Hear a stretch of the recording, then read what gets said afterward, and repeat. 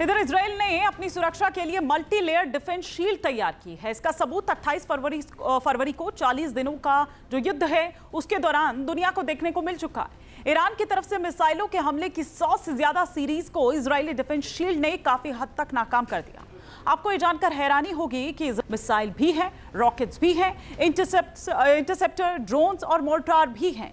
मतलब कुल मिलाकर एक ऐसा चक्रव्यूह शामिल है जिसे भेद पाना दुश्मन के लिए मुश्किल ही नहीं बल्कि नामुमकिन है। 28 फरवरी के बाद अब अमेरिका और ईरान के बीच समझौता हो गया है। मसौदे पर हस्ताक्षर हो चुके हैं। दोनों देशों के बीच बातचीत हो रही है। इस बीच इजरायली मीडिया ने यह दावा किया है कि ईरान के एटमी प्रोग्राम को खत्म करने के लिए इजराइल सीक्रेट वेपन से हमला कर सकता है। बड़ा सवाल यह है कि यह सीक्रेट वेपन क्या हो सकता है।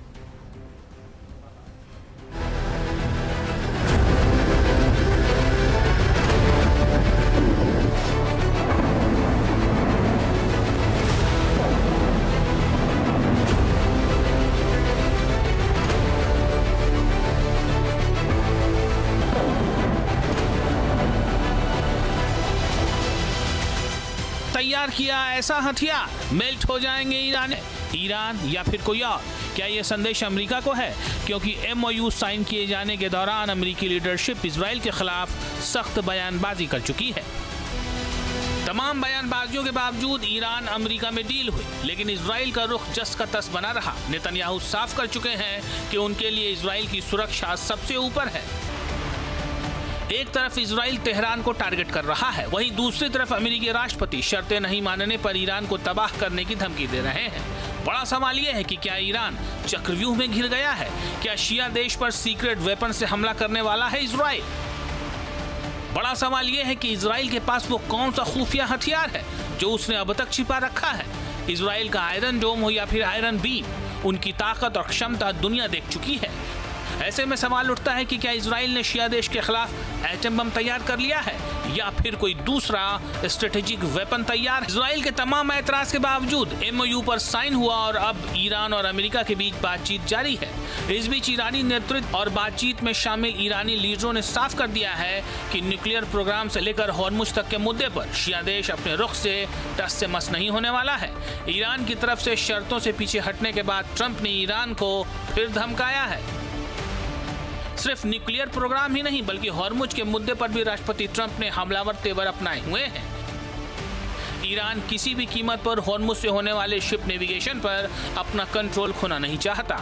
वहीं अमेरिका ऐलान कर रहा है कि हॉर्मुज पर किसी भी तरह की पाबंदी बर्दाश्त नहीं की जाएगी।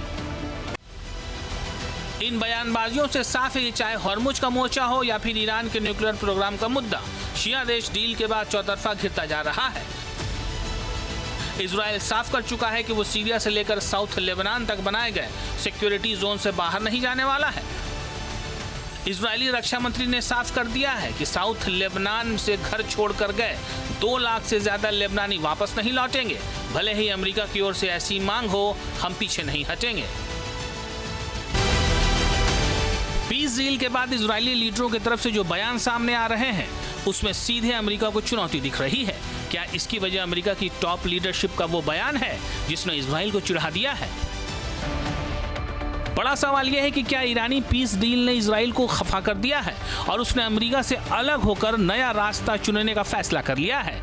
इस सवाल की वजह है इजरायली प्रधानमंत्री का वो बयान जिसमें उन्होंने हथियारों के लिए अमेरिका पर निर्भरता खत्म करने की बात कही है।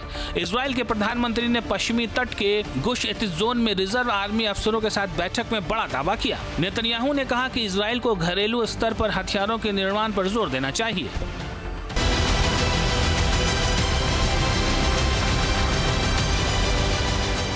तो क्या हथियारों के मामले में अमेरिका से अलग अपनी क्षमता विकसित करना ही वो सीक्रेट वेपन है जिसकी तैयारी में इजराइल जुट गया है?